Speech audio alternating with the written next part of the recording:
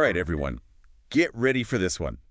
Because today, we are going deep into a total mind bender. Oh, yeah. The idea that we might actually be living in a virtual world. You know, like a video game. Whoa. But our lives are the game. It's a question philosophers have been asking for centuries. That's just true. But it's getting more attention now with all the advancements in AI. Right. Like all this stuff with AI and simulations, it makes you wonder. Yeah. And it all started for me with my friend Micky's YouTube video. Oh, yeah. It's called Emergency Situation. Okay. He's usually all about travel and drinks and stuff. Yeah. You know, his channel is called Mickytolife. Right. But this one got me thinking. Well, AI is everywhere these days, so it makes sense that people are asking these big questions. Yeah, so we've got his video and this other video called Major Discovery that also explores this idea. And then we've got this article about what it would mean if we actually were living in a virtual world. And just for some background, we also have a Wikipedia entry on the history of the virtual world concept. Sounds like a lot to cover. Where do we even begin? So let's start with Micky. Yeah. In his video, he talks about how he used to be a total skeptic about AI. Yeah, I remember that. But then he had that video where ChatGPT wrote that screenplay, remember? Oh, yeah, that one went viral. It did, and I think that experience really opened his mind to what AI could do. It's amazing to see how these personal experiences can change how we view the world. Totally.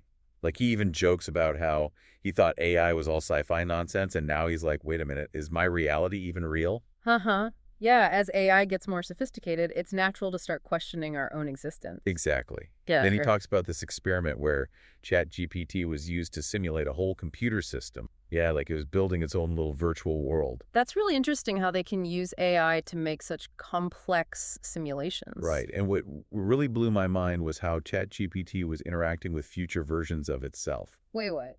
Future versions? Yeah, within the simulation, Yeah. it's like it was talking to itself in the future. It makes you wonder, what does that even mean for ChatGPT's existence? That is wild. It's breaking the rules of time. Right. And makes you think, if AI can create these simulations, could our reality be a simulation created by something even more advanced? Now, that's a question that's been around for a long time, and there's no easy answer. I know, but it's a trippy thought, right? Totally trippy. And then Micky uses this analogy about limiters on human perception. Okay. Like, we can only perceive a tiny part of reality because we're limited by our senses. It's like that classic philosophical question. Are our senses giving us the full picture or just a limited version? Exactly. What if there's a whole other layer of reality that we're just not equipped to see? Ooh, that's a good one. It makes you realize how much we don't know. Right. That's like, we don't know what we don't know. It's like the universe is full of secrets. Holy. Okay, maybe we should take a break from the Matrix talk for a second. I'm getting a headache. Yeah, maybe a little break is good. But before we move on, I have to give Micky props for making this complex stuff relatable. Yeah, he's good at that. Like, he even talks about losing money on a Linnea coin in the same breath as discussing the simulation hypothesis. Well, hey, it's all part of the human experience, right? It is. Okay, so enough about Micky. Let's move on to some of the other sources. I'm curious to hear what they have to say. All right, what's up next? So next up, we've got the Major Discovery video. This one really gets into why people are so drawn to this idea of a virtual world in the first place. I'm guessing it has something to do with all those weird glitches people talk about. Exactly. Like deja vu, the Mandela effect. Remember that one? Where people swear Nelson Mandela died in prison? Oh. But he didn't. And those dreams that feel so real, you wake up questioning everything. Right, those moments where your perception of reality gets all messed up. Exactly. Are they just weird brain things or signs that reality is a bit buggy? Who knows? I know, right? And what I found really interesting about this video is that it frames the virtual world idea as something positive. It's like empowering. If consciousness is the creator, then maybe we have more control than we think. That's a pretty radical idea. It challenges the whole notion of reality as something outside of ourselves. It does. And as cool as that is, the article we have takes a much darker approach.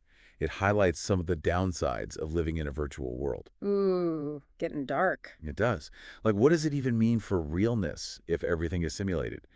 Our relationships, emotions, our sense of self? Whoa. And then there are the ethics of it all. Who controls the simulation? What are their motives?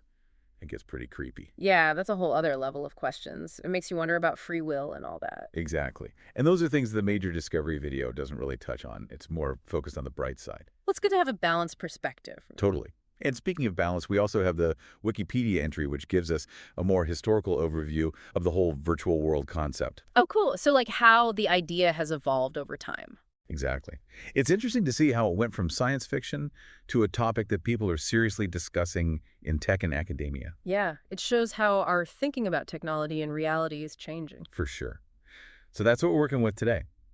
The YouTubers take a deep dive video, a thought-provoking article, and a bit of historical context. Sounds like a recipe for an existential crisis. Maybe, but hopefully a fun one. So are you ready to dive in? Let's do it. Okay, so we've talked about the idea of living in a simulation being a popular theory, but how does that actually affect our lives? Yeah, I mean, if we're just like code in some giant computer, does anything we do even matter? That's where it gets interesting. You see, even if we accept this idea of a virtual world, it doesn't necessarily mean our actions are meaningless. Wait, really? Explain that to me. Okay, think of it like this. Imagine you're playing a video game. You know, it's not real in the traditional sense. Right. But you still get invested in the story, the characters, the challenges. You feel real emotions while you're playing, and the choices you make in the game matter within the game. Okay, I see that. It's like I get really mad when my Sims burn dinner for the 100th time. Aha, exactly. I'm not going to throw my computer out the window or anything. Right. It's about recognizing the difference between the virtual and the real, but also understanding that what we experience in the virtual world can still be meaningful. So even if our reality is a simulation, our relationships, our goals, our struggles, they all still matter. Exactly. The idea of a virtual world doesn't erase the importance of our human experiences. It just suggests that the stage where these experiences happen might be different than we thought. Whoa. Okay. I'm kind of starting to see the appeal of this idea. It's almost liberating in a way. It can be. Because if reality is more like a game, then it lets us approach life with a sense of playfulness, experimentation, maybe even a little bit of risk-taking. It's like if we mess up, it's not the end of the world. Right. We can just respawn and try again. Exactly. It encourages us to have a growth mindset where setbacks are just chances to learn and get better, not like these huge defeats. Yeah, I can get behind that. But that article we read also brought up some scary stuff, like if our reality is being controlled by someone or something else, how much control do we really have? That's definitely a valid concern. Nobody wants to feel like they're a pawn in someone else's game. It's creepy. It makes you think, if this is a simulation, then who are the programmers and what are they trying to do? Are they good? Are they bad? Do they even know we exist? That's the big mystery, isn't it? And we may never know the answer for sure. But even without knowing for certain, it's good to think about the possibilities and how they might affect our actions. So if we're being watched, does that change how we behave? Do we try to play the game better, or do we rebel against the system? It's a good thought experiment, and it brings up the question of free will versus determinism. If our choices are already set by the program, do we really have any control over our lives? That's a bit too deep for me right now. My head is spinning. Can we talk about something a little more down to earth? Is there any real evidence to support this simulation idea? That's the million-dollar question. And the truth is, there's no definite proof either way. Yeah, I figured as much. Yeah.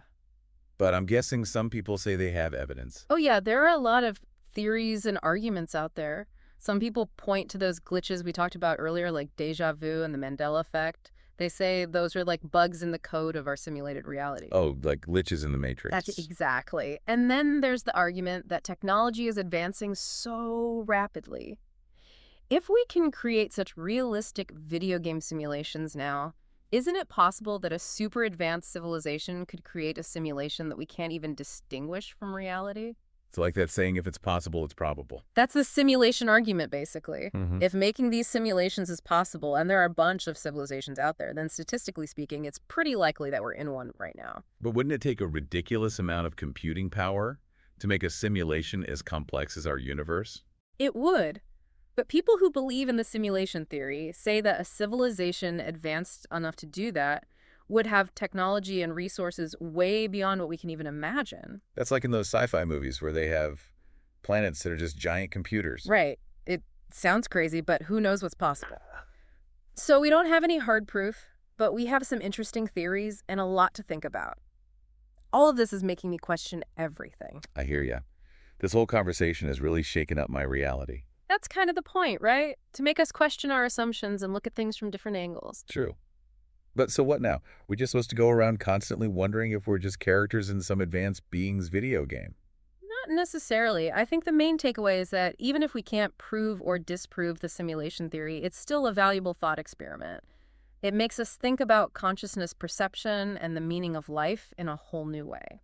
So it's not about finding the right answer. It's about the journey of questioning and exploring. Exactly. And who knows, maybe by thinking about these questions, we'll discover some amazing things about ourselves and the universe. I like that. It's like a philosophical adventure. And it might even lead us to a deeper understanding of what it means to be human. So are we saying that even if we're in a simulation, we should just go about our lives as usual? Well, that's where things get interesting, because even if the structure of our reality is different than we thought, we still have choices to make, experiences to have, and relationships to build. So it's about focusing on what we can control, even if there's this bigger system around us that we don't fully get. Exactly. It's about finding meaning and purpose in our own lives, regardless of the true nature of reality. I like that. It's empowering. And who knows, maybe by exploring these questions, we'll actually start to understand ourselves and the world around us better. You know what? I suddenly feel like unplugging from the Matrix and going for a walk in nature. Yeah. Maybe get some perspective on all this virtual reality talk. Fresh air and sunshine are always a good idea. You're telling me. And hey, maybe we'll even spot some glitches in the system while we're out there. You never know. Oh. But on that note, let's take a quick break and then we'll come back and wrap up our deep dive into the virtual world. Sounds good. We'll be right back. All right, we are back and my brain is fried. Overload? Yeah, but like in a good way, you know? Yeah. This whole virtual world thing, it's really made me think. Yeah, it can really send you down a rabbit hole. It can, but before we get totally lost in the Matrix, let's try to like figure out what we learned. What can we actually do with all this information? Well, one thing that really stuck with me was that emphasis on the power of consciousness. Oh, yeah. Like that idea of consciousness as the ultimate creator. Right, from the Major Discovery video. It sounds kind of cheesy, like something you'd hear in a self-help seminar, but also kind of fascinating. It is. It challenges the traditional view that consciousness is just a product of the physical world. Okay. What if it's the other way around? What if our thoughts and beliefs actually shape reality? Well, hold on now. Are we saying we can just like wish things into existence with positive thinking? Not exactly. It's not about magic, but it suggests that our mindset, our beliefs, our perceptions, they can all have a real impact on what we experience. Okay, I can see that. Like if you're always focused on the negative, you're going to see the world as a bad place. Right. But if you're more positive, you might start seeing opportunities you didn't notice before. Exactly. And that connects back to the idea of seeing life through a virtual world lens. Okay. It can be a powerful way to change your perspective and face challenges with more resilience and creativity, even if we're not actually in a simulation. So instead of freaking out about setbacks, we can think of them as chances to level up. Exactly. It's about having a growth mindset, being willing to experiment, and even finding the humor in it all. Yeah, like game over.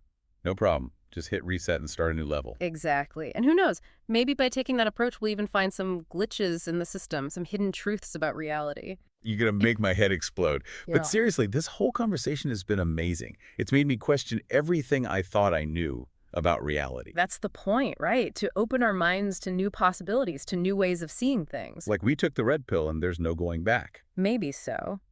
But even if we're not ready to fully believe in the simulation theory, the questions it raises can help us on our own journeys of self-discovery. So what's the one thing you want our listeners to remember from all of this? I think it's this. Whether we're in a simulation or not, the power of consciousness is real. Our thoughts, beliefs, intentions, they all have a huge impact. I love that. It's like a message of both power and responsibility. Oh. And speaking of, shout out to Micky from Mickytolife for getting us thinking about all this. Yes, his YouTube channel is great for anyone who wants to explore these ideas. Plus, he's got great travel tips and cocktail recommendations. He does. So check him out if you're looking for more mind-bending content. And to all our listeners out there, keep exploring, keep questioning, and never stop being curious about reality. Who knows, you might just find some glitches in the Matrix along the way. Well said. And until next time, keep diving deep. See you next time.